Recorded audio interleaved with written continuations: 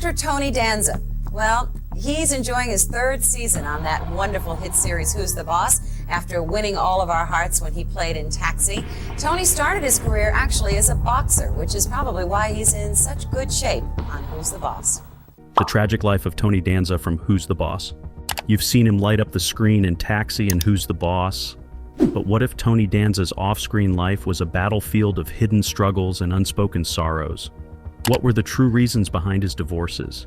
Did his pursuit of fame impact his relationships with his children?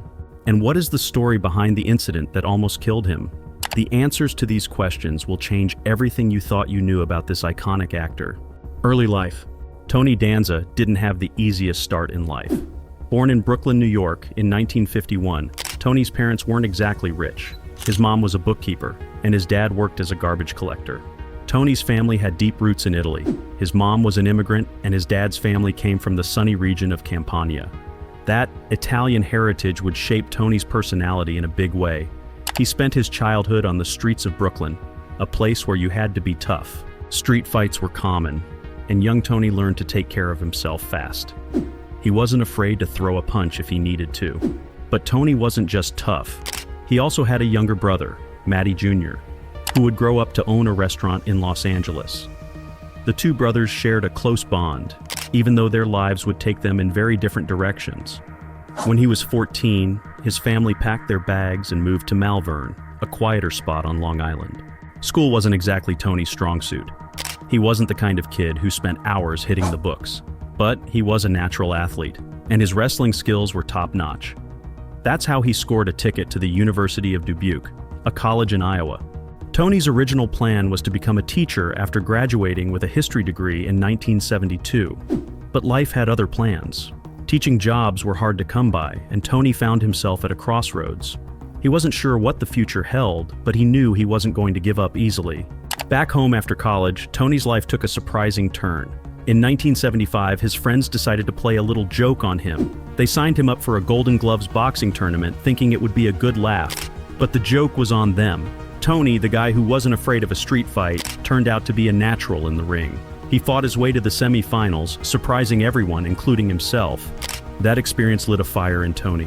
He fell in love with boxing, the thrill of the fight, the strategy, and the pure physicality of it all. He realized he had a real talent for punching, and people started telling him he could go pro, so he did. For a while, boxing became Tony's life. He fought his way through the ranks, winning 9 out of his 12 fights and knocking out his opponents in almost all of them. Tony was a force to be reckoned with, transitioned to acting. But boxing wasn't Tony's only destiny. One day, while he was sweating it out at the gym, 2 producers spotted him. They weren't looking for a fighter, though. They needed an actor who could box for a new TV show. Tony, with his tough guy looks and natural charm, fit the bill perfectly. He landed the role, and with it, he got himself an agent. That agent opened doors Tony had never imagined. Soon he was auditioning for a part on a sitcom called Taxi. He got the part, and his life changed forever. On Taxi, Tony worked with some of the funniest people in the business, like Danny DeVito, who became a mentor to him. The show was a huge hit, and people fell in love with Tony's character. Even with his acting career taking off, Tony still dreamed of being a boxing champion. He continued to fight, scoring some impressive knockouts in 1978 and 1979, but the title shot he craved never came. Eventually, Tony realized he had to make a choice. He hung up his gloves and threw himself into acting, leaving his boxing dreams behind. Right around the time Taxi was getting started, Tony got another exciting offer. He was cast as a gang member named Cowboy in a movie called The Warriors. It was a gritty story about a New York City gang trying to survive a dangerous journey. It seemed like a perfect fit for Tony, with his tough guy image. But fate had other plans. Tony was also offered the role of Tony Banta on Taxi, and he had to make a tough choice. He went with Taxi, and the rest, as they say, is history. The show became a classic, and Tony's character, Tony Banta, was a fan favorite. But that wasn't the only role Tony missed out on.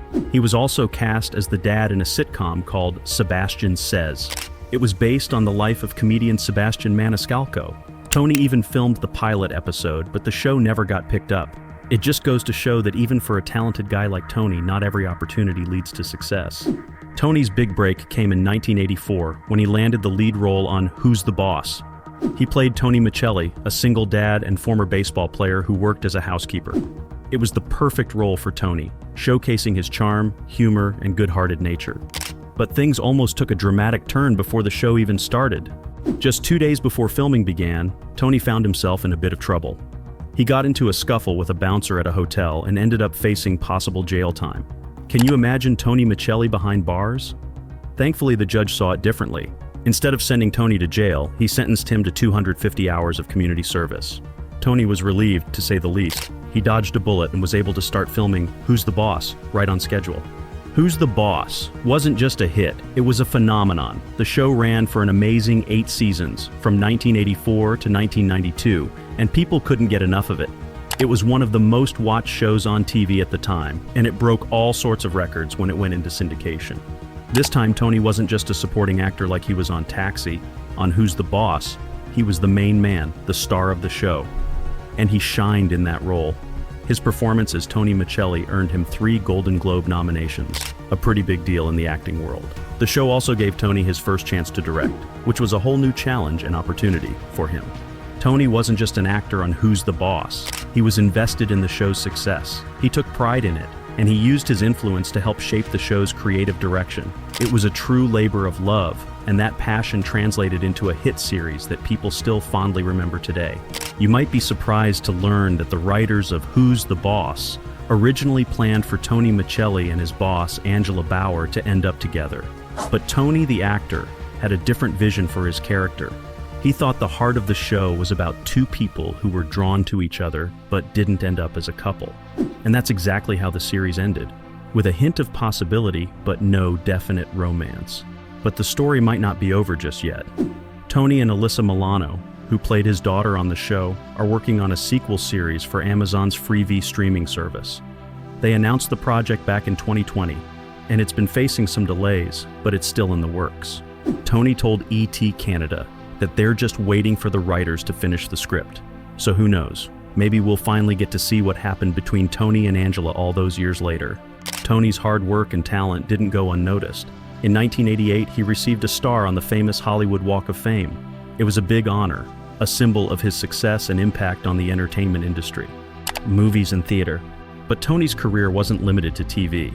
He also made a splash on the big screen. His first movie role was in a comedy called The Hollywood Knights in 1980. After that, he appeared in a bunch of other films like Going Ape, Cannonball Run 2, and She's Out of Control. He even played a baseball player named Mel Clark in the heartwarming movie Angels in the Outfield. Later on, he starred in the TV movie 12 Angry Men and the critically acclaimed drama Crash. Tony showed that he could do more than just make people laugh. He was a versatile actor who could tackle all sorts of roles. Tony's success continued on the small screen, even after Who's the Boss ended. He starred in a couple of sitcoms called Hudson Street and The Tony Danza Show, but neither of them lasted very long. Don't get that confused with his later talk show, also called The Tony Danza Show, which ran from 2004 to 2006. He also had a role on the drama series Family Law for a couple of years. Tony's talent even earned him an Emmy nomination for a guest role on the legal drama The Practice. He also showed off his skills on Broadway, receiving critical praise for his performance in a revival of the play The Iceman Cometh.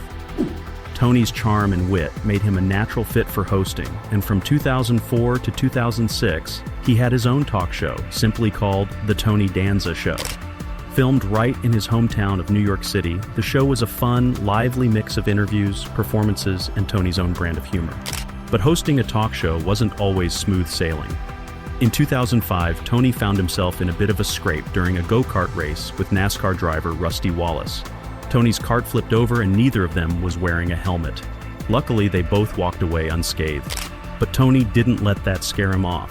He went back to the track later that year to challenge IndyCar driver Danica Patrick. This time his brakes gave out and he slammed into a wall. Thankfully, he was okay again. Maybe racing just wasn't Tony's thing.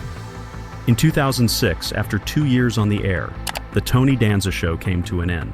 The final live episode aired on May 26th, marking the end of an era for Tony and his fans. But as always, Tony had more surprises up his sleeve.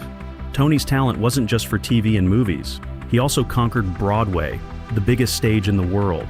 He starred as Max Bialystock in the hit musical The Producers, both in New York City and in Las Vegas. He even got a double-decker bus named after him to celebrate his Broadway success. In 2008, Tony hosted the 4th season of The Contender, a reality show about boxing. It was a perfect fit for Tony, with his background in the sport. But Tony wasn't done with Broadway yet. In 2013, he starred in a musical adaptation of the movie Honeymoon in Vegas. He played alongside Tony nominee Rob McClure, and the show was a big hit. Tony also continued to act in movies and TV shows. He played a funny dad in the romantic comedy Don John, and a gruff ex-cop in the Netflix series The Good Cop. Even though The Good Cop only lasted 1 season, it showed that Tony still had that spark and could bring a character to life with his charisma and energy. Singing career. You might think of Tony as an actor or a boxer, but he's got another hidden talent: singing. Long before he ever hit the Broadway stage, Tony recorded an album in 2002 called The House I Live In. It's a collection of classic swing and big band tunes, just like the ones Frank Sinatra or Dean Martin used to sing. Tony's got a big voice, and he belted out those old standards with gusto. He sang That's All, Pennies from Heaven, I'll Be Seeing You, and even God Bless America. It was a side of Tony that many people hadn't seen before, but it showed that he's a man of many talents. Tony's love for singing even made its way into his acting career. In 2018, he starred in a Netflix comedy series called The Good Cop. Not only did he play the lead role, but he also sang the show's theme song. It was a jazzy, crooner-style tune that fit Tony's voice perfectly.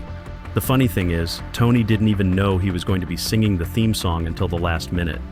The show's creator asked him on a whim, and Tony recorded it super fast. He was a little baffled by the whole thing, especially since his co-star on the show was Josh Groban, a famous singer known for his amazing voice. But Tony's performance proved once again that he's a multi-talented entertainer who's always up for a new challenge. Teaching career. After decades of acting, Tony decided to go back to his roots and finally put his college degree to use. In 2009, at the age of 59, he became an English teacher at Northeast High School in Philadelphia. It was a big change from the glitz and glamour of Hollywood, but Tony was excited about the challenge. His experience as a teacher was even turned into a reality show called Teach. Cameras followed Tony around as he navigated the ups and downs of working with teenagers. It wasn't always easy. Tony admitted that he cried 3 times during his first week, overwhelmed by the responsibility of shaping young minds. But he stuck with it, co-teaching a class, helping out with the football team, and even planning a school dance. Tony was so committed to teaching that he turned down a role on Broadway in La Cage aux Folles just to stay in the classroom. It was clear that teaching had become a passion for him, just like acting and boxing had been in the past. A cheese man, Tony's Italian roots run deep, and he's always been proud of his heritage. So when he had the chance to become a part owner of Alleva Dairy, the oldest cheese shop in America, he jumped at the chance. The shop was a piece of Little Italy history, and Tony felt a personal connection to it. In 2014, Tony partnered with John Chacha Chiarsha to buy Alleva Dairy. Tony wasn't just a silent partner either. He worked in the shop, served customers, and even ran the Alleva stand at street festivals. He wanted to keep the spirit of Little Italy alive and preserve this special piece of his heritage. Even after his partner passed away in 2015, Tony continued to run the shop with passion and dedication. But things took a turn for the worse in 2022 when Alleva Dairy faced eviction. Sadly, the iconic shop closed its doors for good in 2023, ending Tony's time as a cheesemonger. It was a loss for Tony and for Little Italy, but his efforts to preserve its history won't be forgotten. Beef with reporters. Being a famous actor means doing lots of interviews, but Tony Danza doesn't seem to be a big fan of them. Back in 1998, he had a bit of a meltdown during a live TV interview. A news anchor was trying to get his attention, but Tony couldn't hear her. Instead of waiting patiently, he went on a rant. "You end up on those news shows so often," Tony complained, "and those news shows are terrible." He even said he didn't want to do the interview anymore and wasn't excited about being on the local news. The anchor kept trying to reach him, but Tony just kept grumbling. He even joked that his interview would be right after news about murder and mayhem. Finally, Tony could hear the anchor, but he was still grumpy. He complained about how TV news focuses on sensational stories instead of real issues. It was a funny but awkward moment that showed Tony's frustration with the whole interview process. Even after all these years, Tony still has a reputation for being a bit grumpy in interviews. In 2023, he was being interviewed before the opening night of a Broadway show called New York, New York. The reporter, Rye Myers, was super excited to talk to Tony, but Tony wasn't exactly thrilled with his questions. When Myers asked Tony if he preferred pizza or hot dogs, Tony gave him a blunt response. "You know what you gotta do, buddy? You gotta come up with better questions." It was a classic Tony Danza moment, showing his no-nonsense attitude and quick wit. Even though he's a legend in the entertainment industry, he's not afraid to speak his mind and keep reporters on their toes. The accident that almost killed him. In 1993, Tony and his wife Tracy went on a ski trip to Deer Valley, a fancy resort in Utah. Tony had a house there, so they were probably looking forward to a fun getaway. But things took a scary turn when Tony had a major ski accident. He was going pretty fast, about 50 miles per hour, when he hit a rock and lost control. He ended up crashing into a tree. It was a bad accident, the kind that people in Utah still talk about. Tony's producer even said that locals started using the phrase "I Danza Ed" to describe a bad wipeout on the slopes. That's how legendary his crash became. Tony's ski crash wasn't just a minor tumble. He ended up with a broken back, broken ribs, and a bunch of other scrapes and bruises. It was bad enough that he needed surgery to fix him up. Thankfully, he recovered quickly and was back on his feet in no time. But the surgery wasn't perfect. Years later, Tony revealed that he was still dealing with some lingering effects from the accident. The surgery left him a little crooked, always leaning slightly to the left. It might not seem like a big deal, but for someone like Tony, who's always been in the spotlight, it was something he couldn't ignore. But hey, nobody's perfect, right? Tony's still got that charm and charisma, even if he's a little off kilter. 1993 was a tough year for Tony. Not only did he have that scary ski accident, but he also lost his beloved mother, Anne. It was a double blow, and the grief weighed heavily on his heart. In fact, Tony later revealed that his sadness over losing his mom was actually what caused him to crash on the slopes. Years later, on the Dr. Oz show, Tony opened up about the accident. He said he was thinking about his mom while skiing, especially since it was the first Christmas without her. He got distracted by his thoughts and emotions, and that's when he lost control and crashed. It was a heartbreaking admission, and Tony even apologized to the audience for getting emotional on camera. It just goes to show that even tough guys like Tony have a sensitive side, and grief can affect anyone, no matter how strong they seem. Tony's emotional breakdown on Dr. Oz wasn't the only time he talked about the connection between his ski accident and his mother's passing. In a 1995 interview, he revealed that he woke up feeling down on the day of the crash. He had lost his mom just a few months earlier, and the grief was still fresh. Tony admitted that his mind wasn't focused on skiing that day, which is a dangerous thing to do on the slopes. He later learned that his injuries could have been much worse. Many people who experience similar accidents end up paralyzed. But Tony was lucky. He made a full recovery and was able to walk again. He even called it a miracle. It's a testament to his strength and resilience, both physically and emotionally. Marriages. Tony's love life has been just as interesting as his career. He's been married twice, both times to women he met at different stages of his life. His first wife was Rhonda Yeoman, his college sweetheart from the University of Dubuque. They got married in 1970 and had a son named Mark in 1971. But things didn't work out and they divorced in 1974. Fast forward a few years, and Tony and Rhonda decided to give love another shot. They got married again in 1983 and had a daughter named Gina. But once again, their marriage ended in divorce, this time in 1985. It seems like Tony and Rhonda just weren't meant to be, but they did create a beautiful family together. Tony didn't give up on love after his two marriages to Rhonda. In 1986, he met Tracy Robinson, a film producer, and they tied the knot. The following year, they welcomed their first daughter, Catherine. And in 1993, their family was complete when their second daughter, Emily, was born. Tony and Tracy seemed happy together for many years, but things started to unravel. They separated in 2006, but tried to work things out. However, in 2011, Tony filed for divorce, saying they just couldn't agree on things anymore. It took a while, but their divorce was finalized in 2013. No one's sure exactly what happened between them, but it seems like they decided it was best to go their separate ways. These days, Tony's all about family. He's a proud grandpa who loves spending time with his grandkids. Even though he admits it can be a bit scary at times, watching them grow up brings him a lot of joy. He's especially proud of his son Mark and the way he's raising his own kids. Tony even joked about how different their parenting styles are. The difference between you and me as a father, Tony told Mark, is that you take your kids to play baseball, while I used to take you to watch me play baseball. And at the end of the game, I'd ask, how did I do? It's a funny story that shows how Tony has learned and grown as a father and grandfather. Philanthropy. Tony's positive impact goes beyond acting and singing. In 2010, he received the Inspire Award from AARP, the magazine, a huge magazine for folks over 50. This award celebrates people who inspire others with their ideas, passion, and never give up attitude. Tony definitely fits that description. He's also a big supporter of helping others. In 2012, he took part in a big concert to raise money for people affected by Hurricane Sandy. The concert was at Madison Square Garden, and a documentary was made about it later on. In that documentary, Tony talked about how important it is for everyone to come together and help each other out. Just like his dad used to say, "We're all in this together, pal." Tony's commitment to helping others didn't stop there. He's involved in many charities and causes. In fact, in 2013, USA Today gave him an award for all his hard work helping people in need. It's clear that Tony is not just a talented entertainer, but also a kind and generous person who wants to make the world a better place.